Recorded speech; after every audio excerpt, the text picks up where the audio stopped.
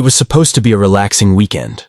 My best friend Jake was driving down from out of state, and I had everything planned. Barbecue, football, and catching up after months apart. But the moment he parked in front of my house, the neighborhood peace shattered. Because of course my neighbor Karen had to make it her business. She was the self-appointed guardian of our street, the type who measured grass with a ruler and filed complaints about unauthorized wind chimes. I should have known. She'd find something to ruin the day. Jake had barely stepped out of his car when Karen appeared on her porch, phone in hand, glaring like we'd committed a crime.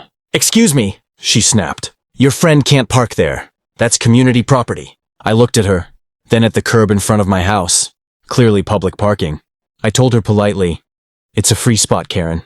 He's my guest. It's not blocking anyone." But politeness doesn't work on people like her. 10 minutes later, a tow truck was rumbling down the street. I ran outside furious. "You called a tow on my guest?" Karen crossed her arms smugly. "Rules are rules. The HOA says no overnight guests without written approval." I couldn't believe it. Jake was standing there, stunned, watching his car get hooked up like some abandoned vehicle. The driver shrugged. He was just doing his job. That moment burned into my mind, not just because of the humiliation, but because Karen smirked as the truck drove away.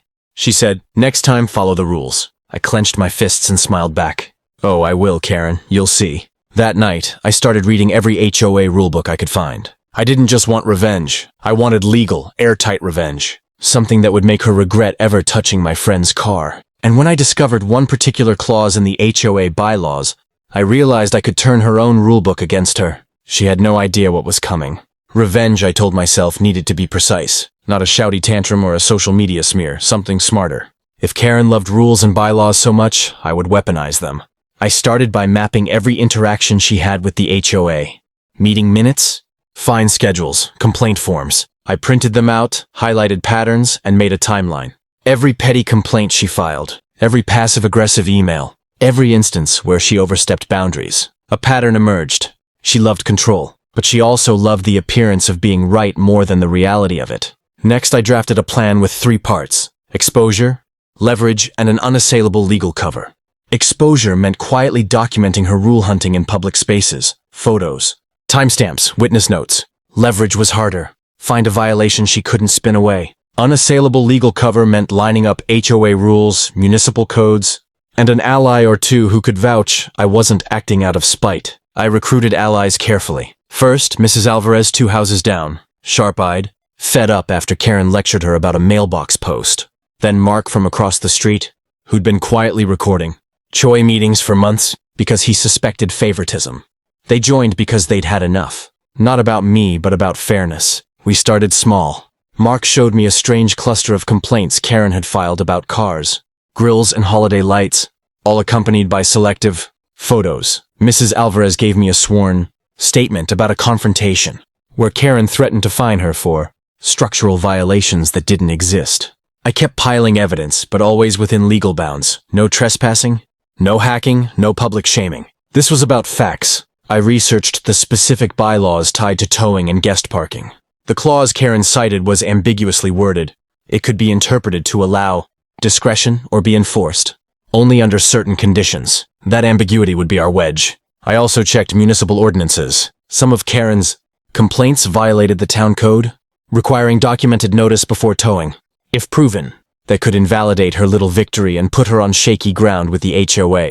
But the turning point came when I discovered an overlooked HOA policy about homeowner conduct. It required board members and frequent complainants to avoid conflicts of interest and to submit complaints in good faith. If Karen had been acting more like a vigilante than a concerned neighbor, that policy could be grounds for sanctions. I organized everything into a neat packet and prepared my narrative. Calm, factual, and unassailable. I wasn't doing this to humiliate her. I wanted the system she loved to hold her accountable, and consequences too. And deep down, I wanted Jake's car back without having to bend the rules to suit someone else. The next HOA meeting was packed. Usually only a handful of neighbors showed up, but word had spread that something big was coming. I arrived early, calm and composed, my folder of evidence in hand. Karen was already there, sitting front and center, smug and ready to dominate the conversation as always. She looked at me and smirked. "Oh, you came? I thought you'd be too embarrassed after what happened with your friend's car." I smiled politely. "Actually, Karen, That's exactly why I'm here. The meeting started. Karen, as usual, took control of the agenda until I raised my hand. Before we begin, I said, I'd like to bring up a concern regarding misuse of HOA towing authority. The room went silent. The HOA president, Mr. Thompson, gave me a cautious look. Go ahead. I stood, opened my folder, and placed copies of my documentation on the table for the board to review. 2 weeks ago, my guest's car was towed at the request of a resident who cited HOA policy. But the rule states that only the board or an authorized officer can initiate towing, not individual homeowners, which means that call was in fact a violation of HOA conduct policy. Karen's smile faded. That's not true. I was only enforcing what you thought was the rule, I interrupted gently. But here's the email from the towing company confirming you personally called them. And here, I flipped another page, are 3 other incidents where you did the same thing.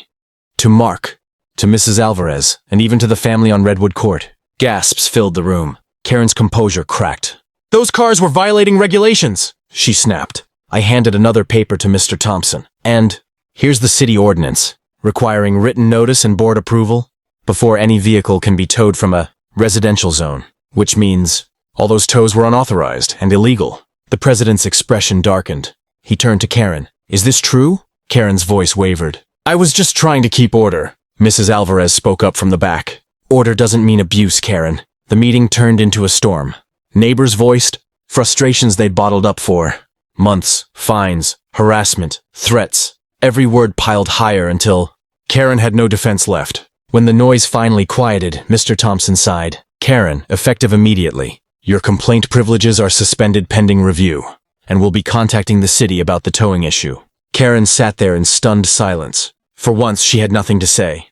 And that's when I smiled. Because my plan wasn't over yet. The fallout began faster than anyone expected. The very next morning, Karen's precious sense of control started crumbling like wet paper. The HOA launched a formal investigation into her actions. Every tow, every complaint, every confrontation she'd ever started. They even contacted the towing company to review the calls she made. Turns out, she'd been using the HOA's name to authorize tows she had no right to request. That single fact flipped the narrative entirely. What she'd done wasn't enforcing the rules. It was impersonating HOA authority. I watched from my porch as Karen paced back and forth outside her house. Phone pressed to her ear, arguing with someone, probably the towing company. Her voice was sharp and frantic. For once, that unshakable arrogance was gone. Within a week, the board announced their decision. Karen was fined heavily, stripped of her HOA privileges, and banned from filing complaints for an entire year.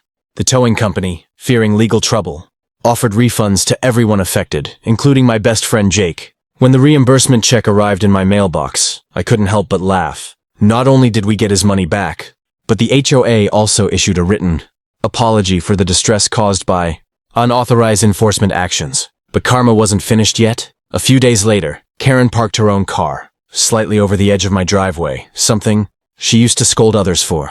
I took a picture, noted the time, and filed an official report to the HOA, by the book, just like she always did. 2 hours later, a tow truck pulled up.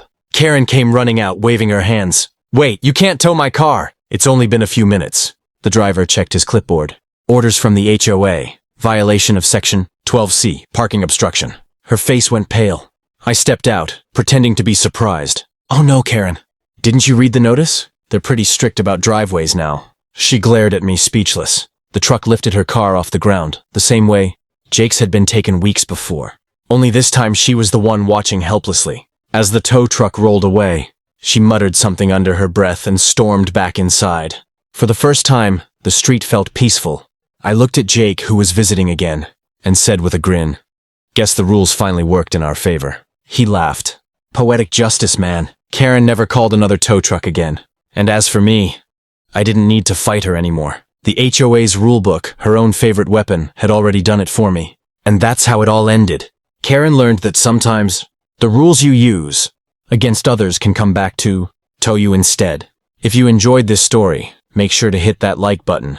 Drop your thoughts in the comments, and subscribe for more crazy real-life HOA and Karen stories every week. Trust me, the next one is even wilder.